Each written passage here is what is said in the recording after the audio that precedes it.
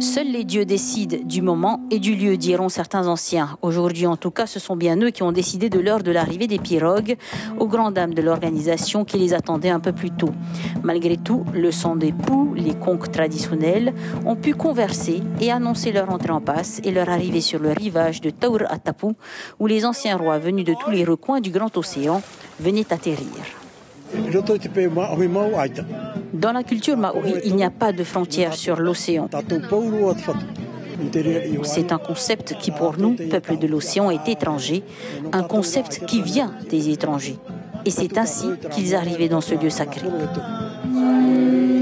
Après l'accueil au sortir de l'eau, petite offrande sur le marais des navigateurs, dont seuls les plus valeureux Aito et les Hari avaient le droit de fouler le sol. Le président Edouard Fritsch et le ministre Heremouanamam Atuayahu Tapu y ont fait une offrande eux aussi avant de mener la délégation vers le marais sacré de Tapu Tapu Atea.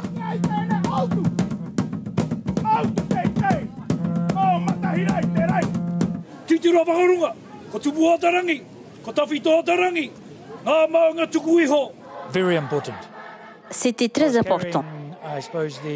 J'étais venu en 1995 lors de la première traversée.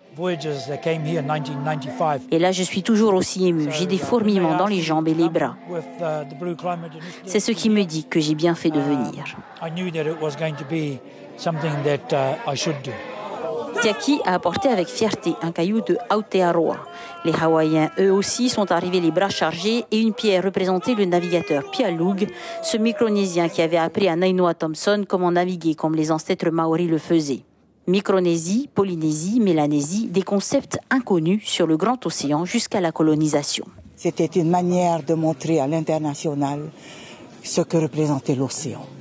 Être à la porte de l'océan, à Tapu Tapu Atea, là où pendant des millénaires, il y a tous les peuples de l'océan se réunissaient. Pour la Polynésie, c'était de montrer au monde combien l'océan est important et il est en nous. La délégation du Blue Climate Summit a ensuite écouté les chants des enfants avant de planter des arbres pour marquer leur passage. La cérémonie à Tapu Tapu Atea a été donc l'occasion pour tous les participants du Blue Climate Summit de se plonger dans la culture polynésienne, une façon pour eux de se confronter à une réalité, la nôtre, avec les problématiques liées au climat. Heidi Enko, vous êtes à bord du Paul Gauguin ce soir et vous avez pu observer quelques-uns des ateliers. Quelles sont les problématiques abordées ? Oui, Ayata, nous venons juste de voir en fait les ateliers se finir parce que les personnes sont allées se restaurer. Ce sont 6 problématiques qui sont abordées. 6 problématiques comme par exemple comment capturer le carbone et pouvoir le mettre dans une reforestation pour pouvoir le capturer ou le remettre dans la mer. Ce sont des solutions que les scientifiques apportent concrètement. Ce sont des gens qui travaillent aujourd'hui à de vraies solutions. Ce qu'ils ont besoin ici, dans le Climate Summit, c'est pouvoir rencontrer d'autres personnes qui, eux, peut-être ont des projets, ont aussi de l'argent ou touchent d'autres personnes qui peuvent être intéressées par ces projets qui sont vraiment concrètement des solutions aujourd'hui.